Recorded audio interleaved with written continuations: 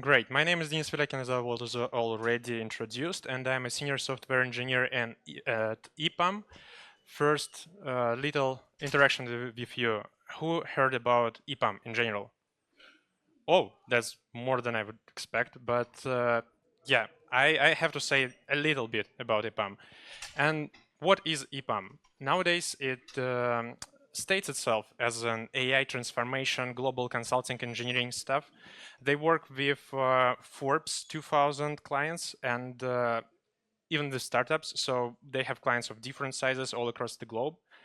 They have Lithuania office, which exists for more than 5 years and covered more than 1,000 professionals under the roof. And yeah, what else? Oh, a little quiz. Who knows what EPAM stands for? I mean, these four letters at the top. No, me neither. Like I knew it a few days ago from the presentation that HR shared to me. So it's actually effective programming for America, because 30 years ago when EPAM started, it was mainly focused on United States clients. Today's world, we have clients all around the world, and yeah, we keep the name because of consistency reasons, I guess. So who am I? I will get back to this slide just for you to see my face better there than here. And for 8 years, I developed robust and secure solutions for banking applications, for personal data management systems, and for supply chain operations. Everything is very secure, heavy reliant. Like we trust not to leak any source code, like some companies did recently. And yeah, nowadays all the security solutions comes Butter included. Have you noticed this? You never set up them yourself. You never implement like algorithms. So like you use tools that are already provided to you. And as with AI today, like okay, every talk has to have some AI in it. Uh, then you're using something that you do not understand fundamentally, you can do some stupid stuff. We try not to do so. So that's why today I will go through and lead you through the history of cryptographic algorithms and their evolution throughout the humanity, like last 2,000 years, maybe more. And what is privacy actually? One of the best definitions I found is privacy is your right to be left alone, or it's your right to control the list of entities, let's put it like this, who can access your personal data. Then we have security, and security is a concept like that's the process of keeping your information private. So security is the practice of protecting people from unauthorized access, basically ensuring that the list of people you trust to is the only people who can access your private information. And the cryptography is something that, like an engine, powers up all the security and privacy stuff. So that's a cryptographic algorithm we will be talking today through. Sorry, I'm speaking too fast because I have a lack of time, and previous speakers showed that I have even less than expected. Early cryptographic algorithms, oh wow, that's hard to pronounce, started many, many years ago. You can try to decode this one if you want to. Many, many years ago, Herodotus stated that 500 years BC, there was a guy named Histios, and Histios was an ambitious politician in the Persia, very old Persia, and he had an idea that he doesn't like the current government, so he needed an allies to kind of establish his own rule in the country, which was not very welcomed by the government of the time, and he needed a way to transfer the hidden message. Message was very short. It was like revolt against Persians. That's it. He wanted his allies to join his revolt, and he took one of his unwitting, unpaid workers without health insurance. He shaved his head and tattooed the message all over his bald skull. I do not approve. And he let hairs grow back and let the person roam the country. Every time like he met a potential ally, the head was shaved again, message read. So that was the first attempt to transfer something in a hidden way. We do not call it cryptographic algorithm yet, but that's for sure something to begin with. How do you think how complicated it is to break the cipher? I will call it cipher in quotation marks. Very easily. You can brute force it, pun intended. You shave the messenger, you get the cipher 1 out of 10 just because someone got a cool tattoo over the head. Okay. Next, just 500 years later, we have an infamous Julius Caesar who invented his own algorithm, and this time we have some math included. He decided that the text, any plain text, can be converted into numbers by a very simple rule. Every single letter is converted to the number of the position in the alphabet, which is like quite obvious. Then he shifted the numbers by 3, and always 3. He was a man of tradition and consistency, so he always shifted it by 3, converted it back by the same rule, and got the ciphertext, which was very enough for the time being because no one probably understood what it is and how to work with this. Like that was some language no one spoke at the time. And this is called ciphertext. And from now on, I will be calling such ciphers A1Z26 because we are speaking English and mostly in programming world. And they have 26 letters and like every letter converted to a single number. Quite obvious, right? Complexity, trivial. How would you start to break it? Obviously, like brute force. Like I don't even ask, I just showing you how trivial it is. Also, if you're a math nerd, you can use frequency analysis to lower the number of attempts because small words are very uncommon in English language. And if you have like one letter staying separately, because white spaces are preserved. So if you have little word staying separately, it's probably like I, and some articles, like that stuff. And you can even go through like O10 complexity, and not very good. If you ever seen the series called Gravity Falls by Alex Hirsch, in the very first episode, they had this little inscription, which is a Caesar cipher with traditional shift-free and can be translated back into "Welcome to Gravity Falls." There are quite a lot of examples, so I throughout the culture nowadays, but I had to cut them off because I have no time to show all of them. 2 out of 10, no one get shaved against his will, but no cool tattoos as well. Some math included, not very reliable. 1500 years later, yeah, it took a while to improve on the Caesar cipher. Still A1's Z26 algorithm, but Visionaire, who was named Blaise D. Visionaire, according to Wikipedia, of course, he wanted to improve because just 26 keys not very reliable, and he was not only a politician, he was an alchemist and a spy, allegedly. I'm not very sure he was his spy or not, and no one else does, by the way. Like, he started to do the following thing. He invented passphrase or password, which we use quite often today, and not the concept, but the phrase. He used the key phrase, copy-pasted it below the plain text, and each letter converted to the number showed how much to shift each letter, which broke the problem of every letter converted to the same letter. So nothing repeats anymore except for the key.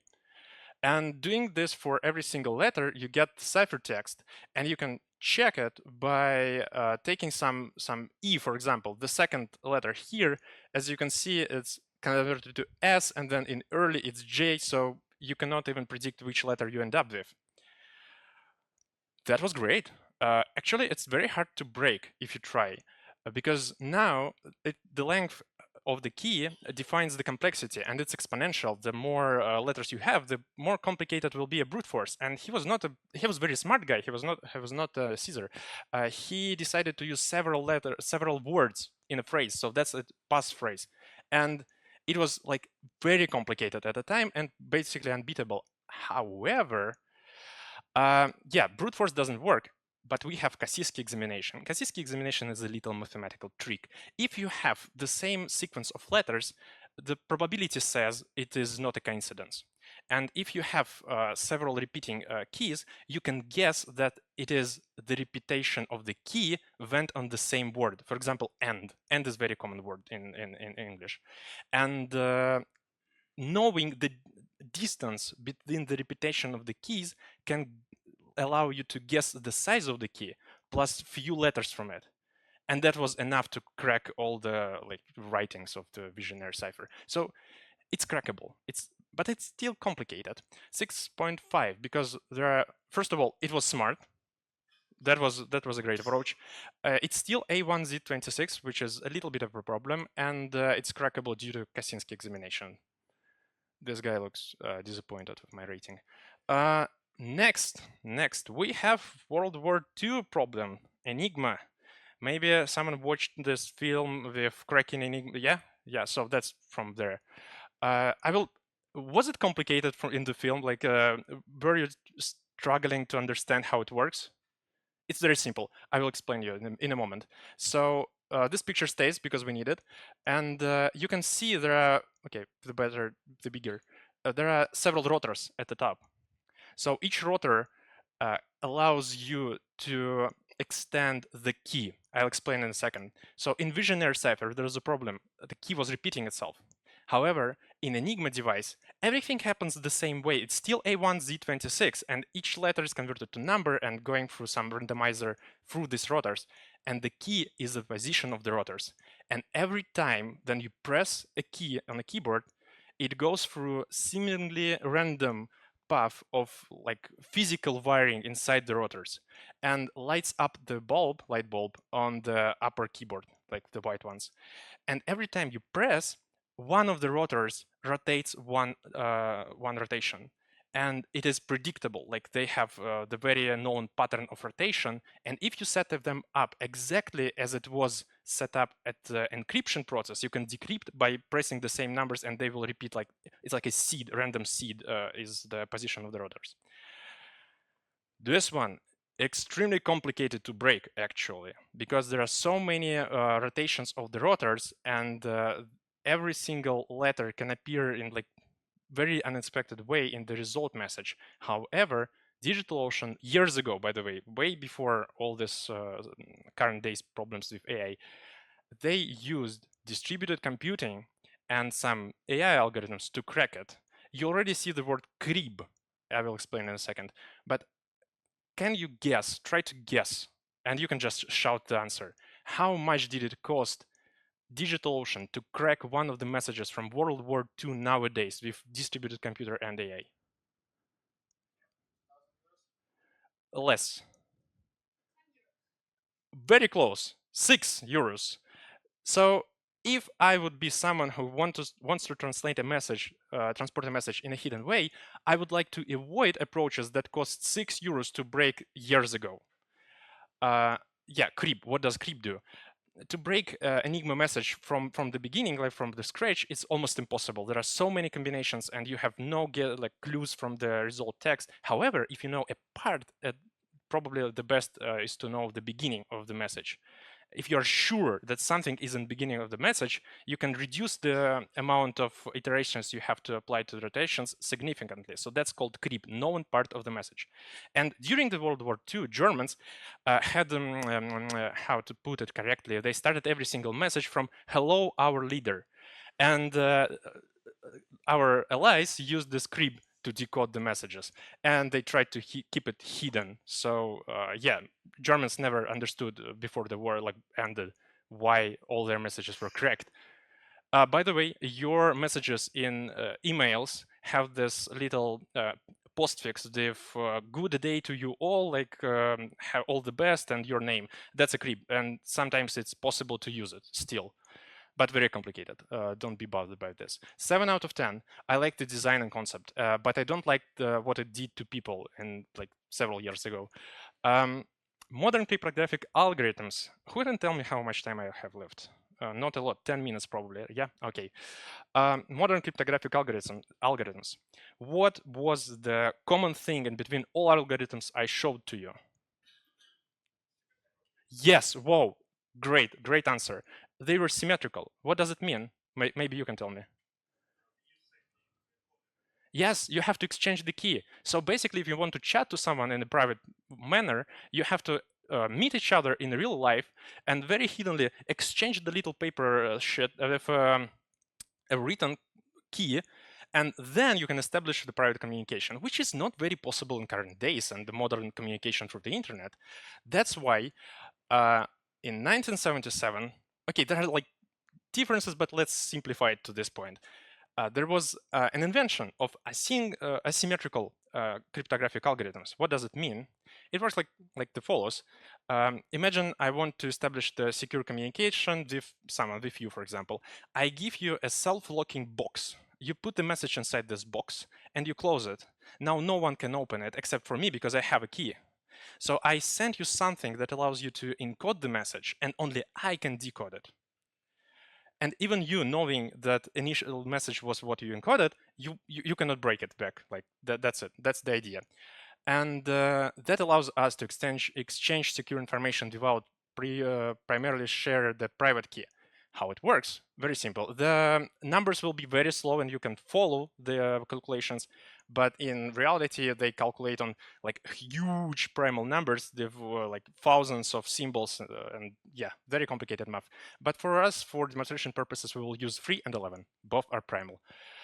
You multiply them, you get this 33, and then you multiply two prime numbers. Getting them back from the result is very complicated. So it's one-way process basically, if they're big enough, of course. Of course, if they're big enough, we have like a costly calculations here.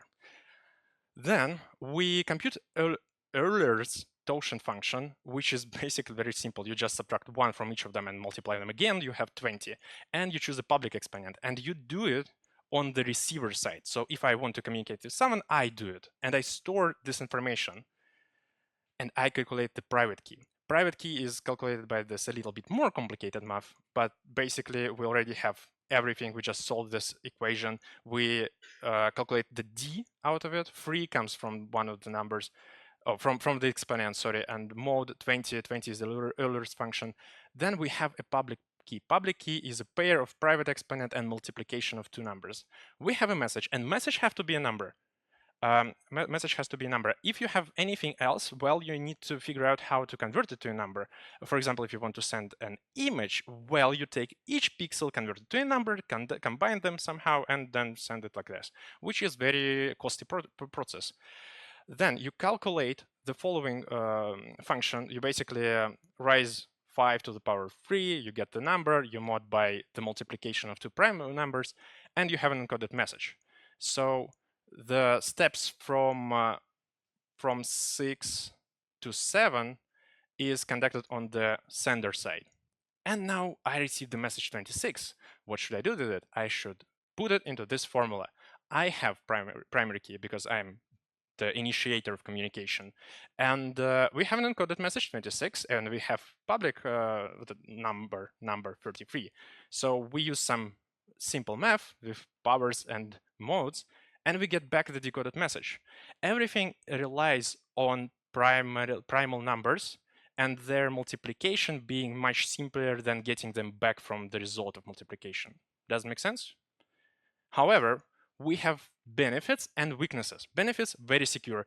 It is very costly to get back primal numbers. However, it allows us to not to share private key, but it is very slow and costly. You cannot encode every single message with it because like it will take forever and be inefficient. And it is vulnerable to Oracle attack. I wanted to tell you about the Oracle attack. I will mention it very briefly. It is the approach. Then you try to send a forged message and you wait for a server to respond you back the answer like was your message correct or not. And the longer server thinks, the better your forged message are. It's a very simplified version, but the old version of RSA was vulnerable to it. We fixed it by adding some tricky padding. That's a prefix for a message, randomly generated ones. And now RSA 2.2 is free from this problem. However, it still uses computational heavy algorithm, and the key size has to be huge. Whoa, I have 5 minutes, but RSA gets 9 out of 10. If it would be faster, that would be exceptional algorithm to encode everything. The next step was IAS, and IAS is a block cipher, and you will like it. Who guys know how fast it is to multiply matrices nowadays? Much faster than going to the power of something and multiplication of primal numbers and getting them back. Like that's super fast. That's like Formula One car in comparison to the RSA. It's super fast. However, you have to, it is a symmetrical encryption, so you have to exchange keys. How does it work? We will go very briefly through it. It has steps. And first step is to sub bytes. It takes like parts of your of the message and replaces it by the known matrix of replaced bytes. Then you shift rows, each row shifts to the different number of steps. Then you mix columns. Then you add round key, basically multiplying. Like, it's not a multiplication, it's XOR operation, but who cares?